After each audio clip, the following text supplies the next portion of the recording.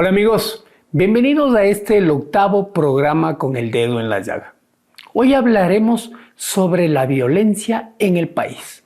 ¿Cómo llegamos de ser Ecuador, un país con reconocimiento internacional por el combate a la delincuencia y el tratamiento al sistema penitenciario, a tener ahora una barbarie interna? Varios hechos demuestran cómo el crimen organizado, la delincuencia común, le van ganando la batalla al país. En el 2010, en Ecuador, se decomisaron apenas 18 toneladas de droga. En el 2016, Ecuador tenía la tasa más baja de índice de homicidios por cada 100.000 habitantes. De un dígito, apenas 6 asesinatos por cada 100.000 habitantes. Ecuador era el segundo país más seguro de la región. Ecuador era ejemplo internacional por el manejo y el combate a la delincuencia, la inversión en infraestructura penitenciaria y también la importancia que le otorgaba a la defensa de los derechos humanos. Hoy, lamentablemente, el país tiene dos de las ciudades más peligrosas del mundo, Guayaquil y Esmeraldas. Algunas provincias tienen índices delincuenciales inmanejables. Manabí, Santo Domingo, Los Ríos, El Oro. Varios hechos han sido los detonantes del avance vertiginoso y brutal de la delincuencia en el país. El 27 de enero del 2018, el primer atentado con coche bomba en el cantón de San Lorenzo, en Esmeraldas. Este atentado fue realizado por uno de los grupos disidentes de las FARC, el Frente Oliver Sinisterra, comandado por alias Guacho. El 13 de abril del mismo año, en Mataje fueron asesinados 3 trabajadores de la comunicación que pertenecían a Diario El Comercio. Estos primeros 2 incidentes tenían que haber despertado las alertas en el Estado ecuatoriano, en los cuerpos de seguridad, en los cuerpos de inteligencia, de la policía y de los militares. Sin embargo, el gobierno de Lenín Moreno no hizo absolutamente nada por iniciar y por combatir este primer flagelo que se veía venir en el país.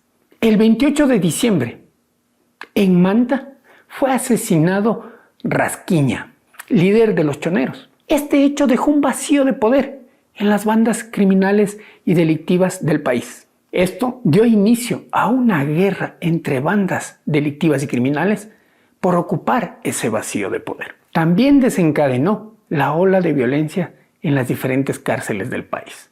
En febrero del 2021, la primera crisis carcelaria, 81 personas privadas de la libertad fueron asesinados cruelmente. El mismo año, en septiembre, la peor masacre carcelaria, 125 presos fueron mutilados, cortados y degollados. El gobierno de Lenín Moreno en ese entonces, y también el incipiente gobierno de Guillermo Lasso, no dieron una respuesta contundente a esta ola de violencia que empezaba a germinar en territorio ecuatoriano.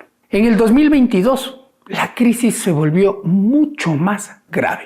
Llevamos cerca de 4.000 asesinatos en lo que va del 2022. 20 muertes por cada 100.000 habitantes es el índice que tiene el Ecuador. Se han perpetrado 150 ataques de coches bomba con armas de grueso calibre directamente hacia la policía o a la sociedad ecuatoriana. Todo esto en un año, en el 2022.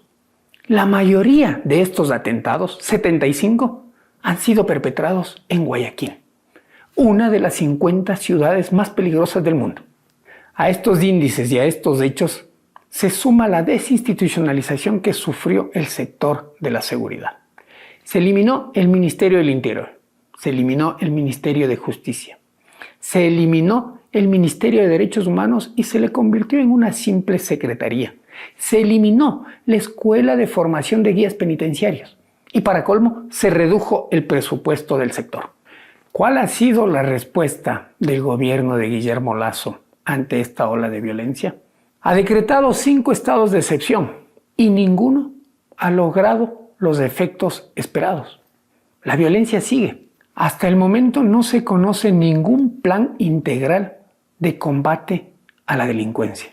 Para colmo, el presidente Guillermo Lasso ha ordenado a sus ministros que no asistan a la Asamblea Nacional a rendir cuentas sobre su gestión, porque según él, en este espacio legislativo son maltratados y son vilipendiados. Astutamente, el primer mandatario y su equipo de comunicación ha intentado dar ciertos golpes de efecto mediático para desplazar la atención y la responsabilidad que recae sobre sus hombros.